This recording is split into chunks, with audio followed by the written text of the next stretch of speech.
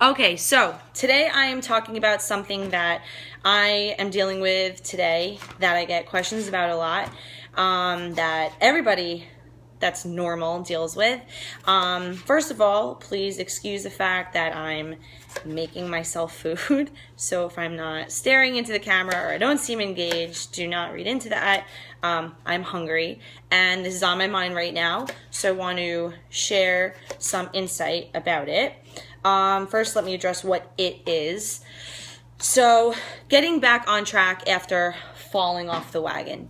First of all, let me just say that falling off track for everybody is different. And for some people, falling off the wagon might be, overeating your carbohydrate macronutrient needs for the day by 50 grams, and that's like devastating. If you're somebody like me, falling off track at this point in my life usually means about like 2 or more days of just complete unadulterated I don't give a fuck mentality about my diet.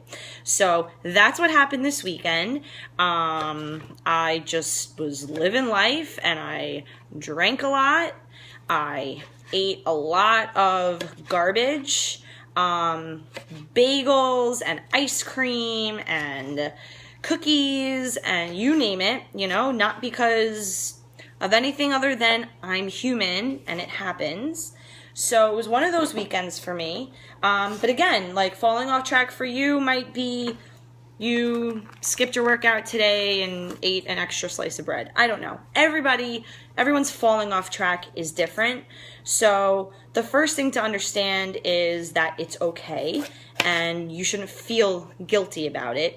A lot of times I find that guilt due to whatever your personal falling off track is, leads to then more self-sabotaging types of behaviors. So it's kind of that all or nothing, well, I've already screwed up, I suck, and it kind of leads into this snowball effect of more destructive or, just not healthy behaviors. So the first thing is let it go. Worrying, feeling guilty, feeling regretful are super wasted emotions. You should look at every mistake you make in life in general as a learning experience and just to evaluate yourself and say, is this who I am? Is this what I want to be? Is this how I want to be? Is this what I want for myself? And if it's not, then okay, how can I, going forward, change things so that it doesn't happen again. So first of all, no guilt. I don't care if you go and eat Charlie's whole goddamn chocolate factory, wake up the next day and say, it's gone, it's done, who gives a shit, it's a new day, move on, all right? That's step number 1. As far as actually getting back on track, my biggest tips are as follows. First of all, do not go into super restrictive psycho mode. I have found personally that in doing that now you're starting to get into that like excessive pendulum swinging, yo-yo dieting, if you will, of, I just went nuts going off track. Now the pendulum's swinging the opposite direction and I'm going to try to restrict, whether that's calorie restriction overall, a certain nutrient restriction, like I'm not going to have carbs today or I'm not going to have fats today.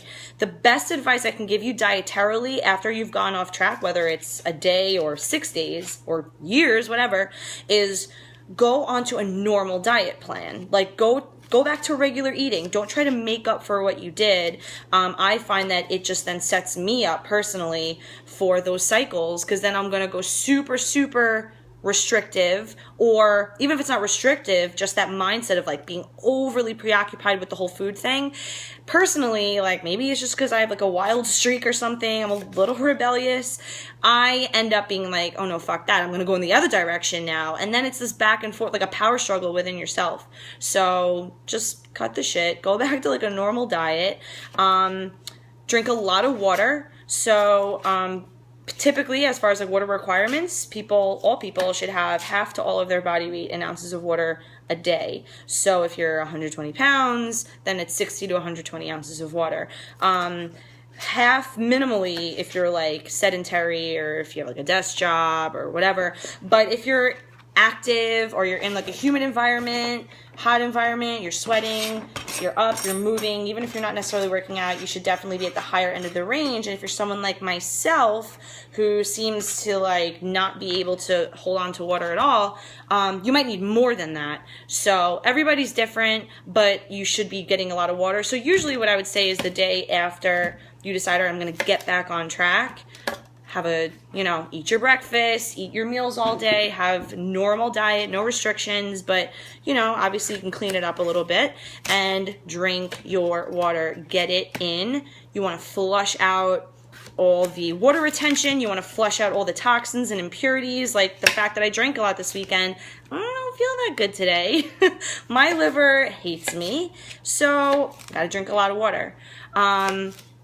The other thing is make sure, obviously, you're getting sleep. And the other thing is make sure that you're moving in some way, but also the same thing with the food. Like, you don't want to go completely obsessive restricting your food. Just because you went off track doesn't mean like, okay, I'm going to the gym tomorrow, I'm going to spend 2 hours in the gym, and then I'm going to do an extra hour of cardio, and then I'm going to make sure I get my walk after dinner. Unnecessary. You don't have to make up for what you did. Just move your body, break a sweat, have a normal lift session or cardio session or CrossFit, spin, yoga, whatever it is that you like to do, even if it is just a walk. Just move your body. I think mentally it really helps just to kind of bridge that gap between going crazy and falling off track and then getting back into the swing of things. And I also find that it's easier to get back on track if I don't bite off more than I can chew. So if I didn't work out for however long and I ate a lot, and sometimes it's daunting to be like, I'm going to be perfect on Monday. I'm going to get this crazy sick workout in. Unnecessary. I feel like I'm more likely going to be better with bridging that gap if I just say, I'm going to set my watch for 20 minutes. I'm just going to do what I can. I'm going to start with a walk. I'm going to go nice and easy. A lot of times you end up staying longer because you're like, all right, this isn't so bad. I feel good. You start to move. You remember that it's something that you like.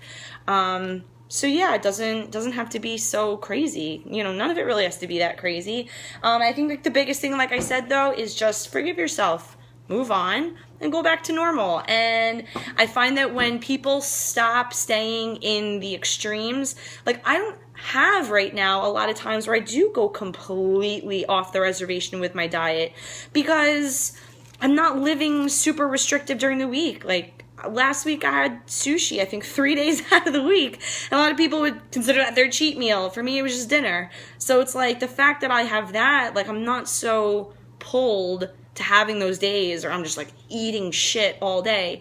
Granted, this weekend I am hormonal, so that doesn't help anybody, guys. You get what I'm saying though. So just try to stay in that gray area, find where that is, and make it work for you.